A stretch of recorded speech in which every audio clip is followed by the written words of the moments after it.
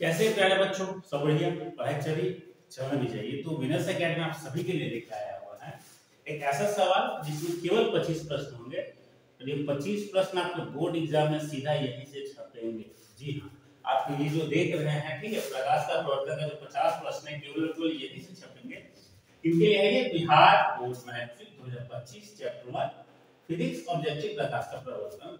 तो हो जाइए तैयार, कमेंट कर लीजिए। और अब बारी है, मात्र 6 महीने बचे हैं और 6 महीने में इतनी जबरदस्त तैयारी हम कराने वाले हैं आपके लिए, आपने सोचा नहीं होगा, वो है ना, तो सोचा नहीं होगा। तो जी आपने सोचा नहीं होगा। आइए आपको शुरुआत करा रहे हैं टॉपिक। और हाँ, सबसे पहले आप लेफ्ट साइड में सब्सक्राइब का बटन का उसको प्रेस कर लीजिएगा और थोड़ा सा सपोर्ट के लिए कमेंट कर दीजिएगा सर कैसा लगा क्लास, अच्छा बुरा जो भी है, ताकि हम थोड़ा सा ज्यादा मोटिवेशन मिल सके, क्योंकि यहाँ पे गुरु आप हैं तो आपकी पसंद के हिसाब से सभी चीज चलेंगी।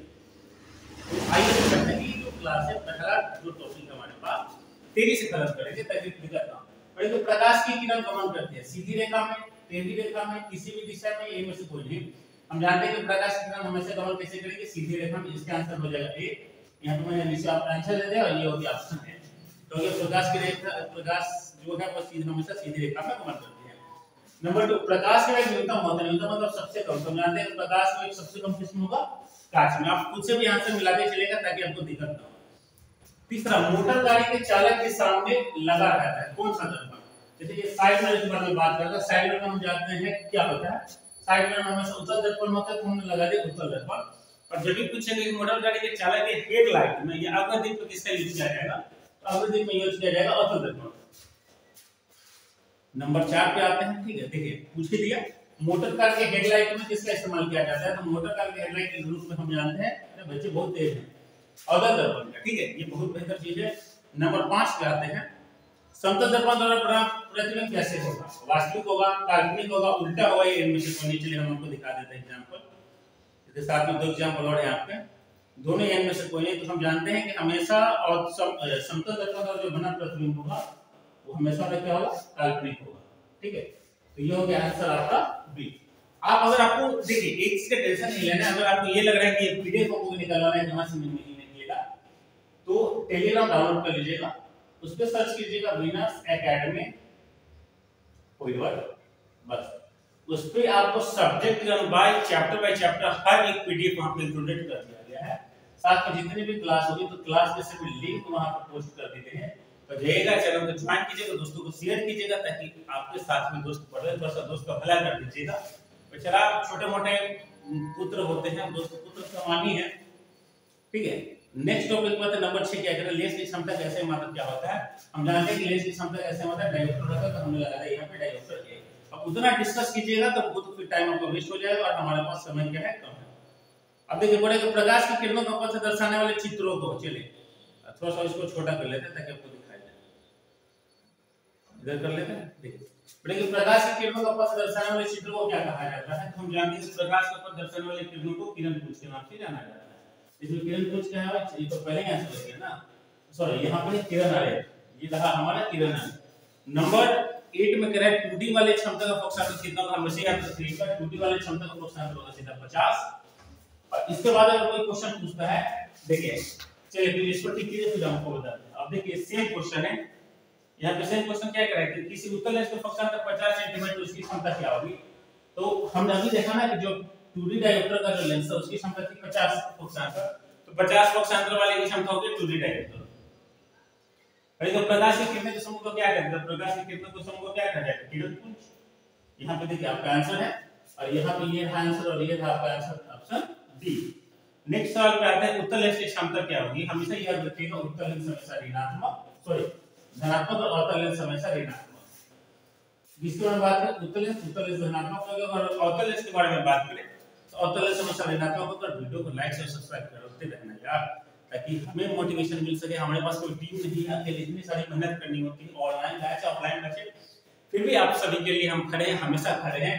और अगर किसी भी तरह की कुछ भी दिक्कत हो, कांटेक्ट नंबर सेव कर लीजिए, ठीक है, ये रहा कांटेक्ट नंबर, इसका व्हाट्सएप कीजिएगा। कोई भी प्रश्न कभी भी 24/7 नाम क्लास स्टेट, ठीक है। और हो सके तो डिस्ट्रिक्ट में मैसेज कर ही दीजिएगा। और हाँ इतना तो याद रखिएगा कि आपका विदिन 2 आवर के अंदर या 1 आवर के अंदर हमारी पूरी प्रयास रहेगी कि आपके आंसर आपके पास पहुंच जाएगा। डन। चलिए अब नेक्स्ट क्वेश्चन की तरफ आते हैं।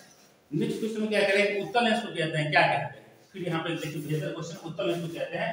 अभी सारी लेंस द्वि उत्तल लेंस, अब सारी लेंस एक से कोई नहीं, तो हम जानते हैं उत्तल लेंस में अभी सारी होगा और अवतल लेंस में अब सारी होगा। नेक्स्ट क्वेश्चन आ गया, देखिए उत्तल लेंस को क्या, सॉरी अवतल लेंस को क्या कहते हैं। अवतल लेंस को कहा जाता है अपसारी लेंस, इसमें हो जाएगा ऑप्शन सी। ज्यादा खास डिस्कशन के साथ अगर क्लास करेंगे तो समय बहुत बड़ा हो जाएगा। ब्रेक नियम में से कौन से पदार्थ लेंस बनाने के लिए प्रयुक्त नहीं किया जाता। कुछ ऐसे सवाल जो बोर्ड एग्जाम में लगभग पूछे गए हैं।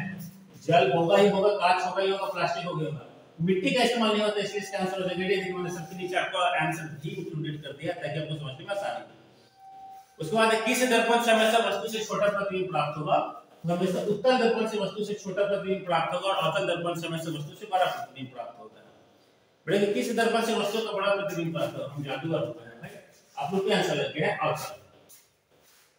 उसके बाद नेक्स्ट हमारे प्रकाश के प्रवर्तन के कितने नियम हैं, देखिए उसके बाद बढ़ेगा प्रकाश के प्रवर्तन के कितने नियम होते हैं। हम जानते हैं कि प्रकाश के प्रवर्तन या प्रकाश का अपवर्तन के दोनों के दो नियम होते हैं। इसमें हम टोटल 25 से 26 क्वेश्चन को कवर करेंगे और जब हम पार्ट 2 लेके आए उसमें जो प्रकाश का अपवर्तन होगा उसमें कवर करेंगे, ठीक है। क्योंकि आपने अगर बैनर देखा होगा, YouTube जो थंबनेल देखा होगा, उसमें हमने देखा प्रकाश के बस परावर्तन के बारे में। इसमें पढ़ेंगे जब प्रकाश की किरण हवा से कांच में प्रवेश करती है तो वो मुड़ जाती है कहां, अभिलंब से दूर, अभिलंब के निकट। इसमें सीधा आंसर हो जाएगा अभिलंब के निकट। लेकिन आपको हम चारों आंसर दिखा देते हैं, हमने आंसर क्या क्या दिया था। देखिए तीसरा आंसर दिया था हमने अभिलंब के समांतर, चौथा आंसर था इनमें से कोई नहीं और आंसर होगा अभिलंब के निकट। नेक्स्ट क्वेश्चन कह रहा है फोटोग्राफी कैमरा का विदृश्यक होता है। अविदृश्यक मतलब होता है लेंस, ठीक है। तो फोटोग्राफी कैमरा का लेंस कैसा होगा, उत्तल होगा, अवतल होगा और देखिए दो चीज याद रखिएगा, उत्तल यहाँ भी है, उत्तल यहाँ भी, अवतल यहाँ भी, अवतल यहाँ भी, लेकिन साथ में क्या, इस उत्तल के साथ लेंस है और इस उत्तल के साथ दर्पण है। आपको यही आंसर टिक करते समय ध्यान देना है कि लेंस है कि दर्पण है। मोबाइल में तो लेंस ही होता है, कौन सा लेंस, उत्तल। उसके बाद बोला कि साइड मिरर के रूप में प्रयुक्त किया जाता है। गाड़ी के साइड मिरर में किसका यूज किया जाता है, उत्तल दर्पण का, उत्तल लेंस का, अवतल दर्पण का या अवतल। तो हम जानते हैं अभी हम शुरू में पढ़ा था, ये हो जाएगा आपका उत्तल दर्पण नंबर 22, ठीक है।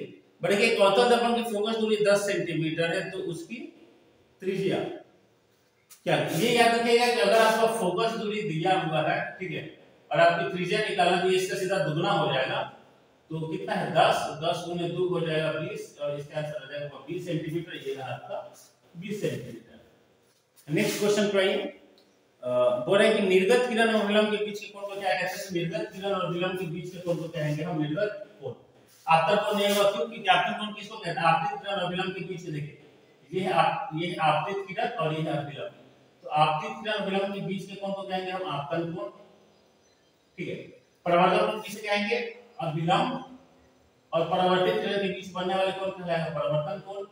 बाकी जो बच गया वो मेरा हो गया निर्गत और निर्गत, इसमें मेरा क्या हो जाएगा आंसर हो जाएगा।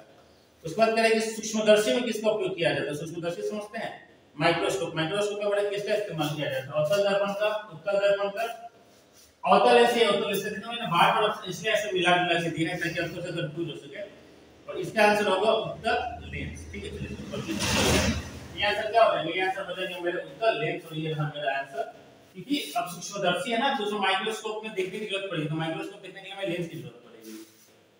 नेक्स्ट क्वेश्चन देखिए, किसी लेंस के द्वारा किसी काल्पनिक प्रतिबिंब, ऐसा क्वेश्चन छोटे कर देता है, ये तंत्र नहीं है, ये एक बार मैं क्लियर कर देता हूं, ये तंत्र नहीं, ये बनता है, ठीक है।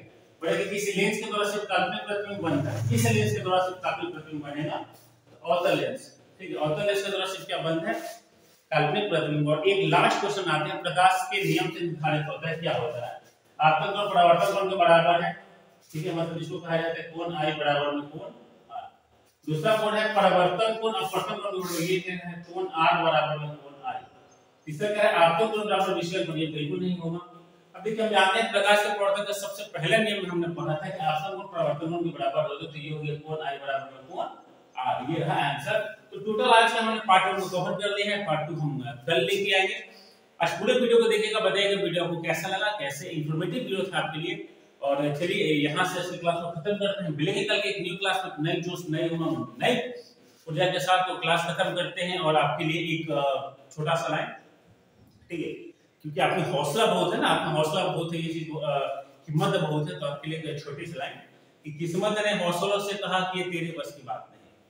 किस्मत ने हौसलों से कहा कि ये तेरी बस की बात नहीं, हौसलों ने किस्मत की आंखों में आंखें डाल के चल झुट्टी, तेरी इतनी औकात नहीं। तो बने रहिए हमारे साथ क्लास में हमेशा, और इसी तरह से प्यार मोहब्बत के साथ क्लास करते रहेंगे। मिलते हैं कल एक नए सेशन के साथ, और हमेशा बड़ों का सम्मान करें, छोटों को प्यार दें, और अपने व्यक्तित्व ऐसे निखारते रहे कि उनके लिए ऐसा सुरक्षित महसूस करें। जय हिंद।